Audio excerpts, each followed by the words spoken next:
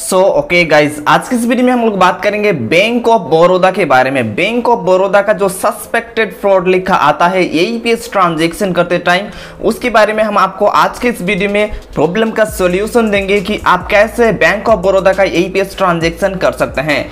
अगर आपके आईडी में भी ये लिखा आता है सस्पेक्टेड फ्रॉड, तो आप इस वीडियो को देखते रहिए। मैं ऐसे आपको 4 सॉल्यूशन दूंगा जो कि बैंक ऑफ बड़ौदा का एईपीएस ट्रांजैक्शन भी आप कर सकते हैं।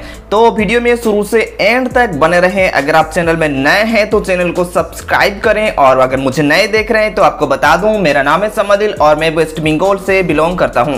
तो देखिए, बेसिकली यहां पर बैंक ऑफ बड़ौदा का एईपीएस ट्रांजैक्शन क्यों नहीं होता है आपके आईडी में, सबसे पहले ये आपको बता देता हूं, उसके बाद आपको सॉल्यूशन बताऊंगा। देखिए, मान लीजिए आपने कोई आईडी लिया, उसमें आपने ट्रांजैक्शन कर रहे हैं। अब जैसे ट्रांजैक्शन करते हैं, जो लीगल ट्रांजैक्शन है वो ट्रांजैक्शन करेंगे तो आपका आईडी कुछ भी नहीं होगा। आपका आईडी रेगुलर जैसे चलता है वैसे ही चलेगा। बट आपने शायद इस टाइप का ट्रांजैक्शन किया होगा, यहाँ पर 1010, 2020, 3030 ऐसे अगर आप ट्रांजैक्शन करते हैं, ऐसे अगर आप एईपीएस से केस विड्रॉल करते हैं बैंक ऑफ बड़ौदा का, तो विद इन 24 आवर्स में ही बैंक ऑफ बड़ौदा आपका आईडी को ब्लॉक कर देगा। और वहां पर आप जब भी बैंक ऑफ बड़ौदा का ट्रांजैक्शन करने जाएंगे, आपको वहां पर एरर शो होगा सस्पेक्टेड फ्रॉड का। तो आपको ध्यान रहे कि इस टाइप का ट्रांजैक्शन चाहे बैंक ऑफ बड़ौदा हो या कोई भी बैंक हो, कोई भी बैंक में आपको इस टाइप का ट्रांजैक्शन नहीं करना है। 1010, 2020, 3030 इस टाइप का ट्रांजैक्शन आपको बिल्कुल भी नहीं करना है। तो अब मैं आपको इसका सॉल्यूशन बता देता हूं। टोटल 4 सॉल्यूशन मैं आपको आज के इस वीडियो में बताऊंगा। सबसे पहला इसका सॉल्यूशन है कि मान लीजिए कोई कंपनी में आप काम करते हैं, चाहे कोई भी कंपनी हो, उस कंपनी में पहले आपके आईडी में बैंक ऑफ बड़ौदा का ट्रांजैक्शन हो रहा था, बट आपने इस टाइप का ट्रांजैक्शन किया 1010, 2020, 3030 इस टाइप का ट्रांजैक्शन किया, तो आपके आईडी में अभी सस्पेक्टेड फ्रॉड लिखा आता है। तो अब इसका सॉल्यूशन क्या है? इसका सॉल्यूशन है कि आप अपने जो फिंगरप्रिंट डिवाइस से, चाहे वो मंत्रा हो, मोर्फो या कोई भी कंपनी का डिवाइस हो, फिंगरप्रिंट डिवाइस, जो डिवाइस से आप ये ट्रांजैक्शन किए हैं 1010, 2020, 3030, तो आप वो डिवाइस को चेंज करके देख सकते हैं। फिंगरप्रिंट डिवाइस को आपको चेंज करना है और सेम आईडी में आपको बैंक ऑफ बड़ौदा का ट्रांजैक्शन और एक बार करके देखना है। ज्यादातर केस में ये आपको जो है हो जाएगा। आप एक बार इसको ट्राई करके देखिए, अगर हो जाता है तो अच्छी बात है, अगर नहीं होता है तो नेक्स्ट सॉल्यूशन के ऊपर ध्यान दीजिए। यहाँ पर 2 नंबर सॉल्यूशन है कि अगर आप कोई दूसरे कंपनी में काम करते हैं, कोई दूसरे कंपनी में आपको ये एरर आ रहा है सस्पेक्टेड फ्रॉड का, तो अभी आप एक बार ईजीपे को ट्राई करके देख सकते हैं। ईजीपे का न्यू आईडी लेकर के उसमें आप बैंक ऑफ बड़ौदा का ट्रांजैक्शन करके देख सकते हैं। पिछले कई दिनों में हम लोगों के साथ जैसा हुआ वही एक्सपीरियंस हम आपके साथ शेयर कर रहे हैं।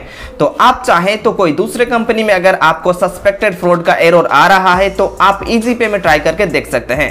2 नंबर सॉल्यूशन मैंने आपको बताया। अगर 2 नंबर सॉल्यूशन भी वर्क ना करे तो आप 3 नंबर सॉल्यूशन के ऊपर ध्यान दीजिए।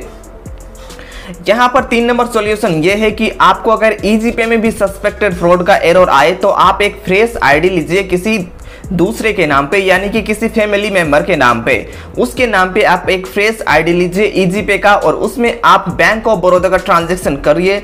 ज्यादातर केस में ये सॉल्यूशन आपको काम में आएगा। किसी फ्रेश आईडी जिनके नाम पे कभी भी एईपीएस में रजिस्टर नहीं हुआ हो, कोई भी आईडी नहीं लिया हो जिनके नाम पे, उनके नाम पे एक फ्रेश आईडी आप लीजिए ईजीपे का, तो आप उसमें आप बैंक ऑफ बड़ौदा का एईपीएस ट्रांजैक्शन कर सकते हैं। उसके बाद 4 नंबर सॉल्यूशन है कि अगर आपको ईजीपे में किसी दूसरे के नाम पे आईडी लेने के बाद भी, फ्रेश आईडी लेने के बाद भी अगर वर्क ना करे, तो चौथा सॉल्यूशन है कि आप फ्रेश आईडी लेने के साथ साथ आपको एक फ्रेश फिंगरप्रिंट डिवाइस भी चाहिए होगा। जो फिंगरप्रिंट डिवाइस मंत्रा, मोर्फो वगैरह है, कोई एक फ्रेश फिंगरप्रिंट डिवाइस चाहिए होगा जिसमें आपने कभी भी एईपीएस ट्रांजैक्शन नहीं किया हो, और आपको एक फ्रेश मोबाइल डिवाइस भी चाहिए होगा, मोबाइल फोन भी चाहिए होगा जिसमें आप ये आईडी को यूज करेंगे।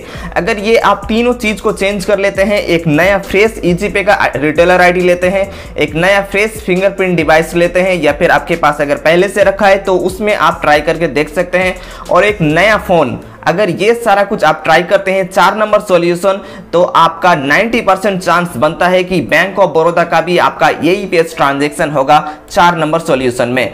सबसे पहले आप एक एक करके देखिए, चारों सॉल्यूशन को ट्राई कीजिए एक एक करके। लास्ट में जो है आप ये वाला सॉल्यूशन को चेक कर सकते हैं। ये वाला सॉल्यूशन 90% आपका वर्क कर सकता है। बेसिकली होता क्या है, यहाँ पर बैंक ऑफ बड़ौदा बहुत ही सीरियस है यहाँ पर फ्रॉड ट्रांजैक्शन को लेकर के। बट मैं आपको हर वीडियो में चिल्ला चिल्ला कर बताता रहता हूँ कि आपको इस टाइप का ट्रांजैक्शन नहीं करना है। 1010, 2020, 3023 इस टाइप का अगर ट्रांजैक्शन करते हैं तो बैंक ऑफ बड़ौदा इस ट्रांजैक्शन को फ्रॉड मानते हैं, फ्रॉड एक्टिविटी मानते हैं, इसलिए आपका आईडी को ब्लॉक कर दिया जाता है और सस्पेक्टेड फ्रॉड का एरर आपको देखने को मिल जाता है। उम्मीद है कि चारों सॉल्यूशन में कोई भी एक सॉल्यूशन आपका वर्क करेगा। अगर ज्यादा कस्टमर आपके पास बैंक ऑफ बड़ौदा का आते हैं तो ये चारों सॉल्यूशन में कोई भी एक को आप ट्राई कर सकते हैं। मुझे उम्मीद है कि आपको ये वीडियो काफी ज्यादा पसंद आया बैंक ऑफ बड़ौदा के बारे में। अगर आपको फिर भी कोई डाउट है नीचे कमेंट करें, मैं आपको बता दूंगा। मैं मिलूंगा आपसे अगले किसी इंटरेस्टिंग वीडियो में, तब तक के लिए मुझे इजाजत दें। खत्म, bye bye, tata, good bye, गया।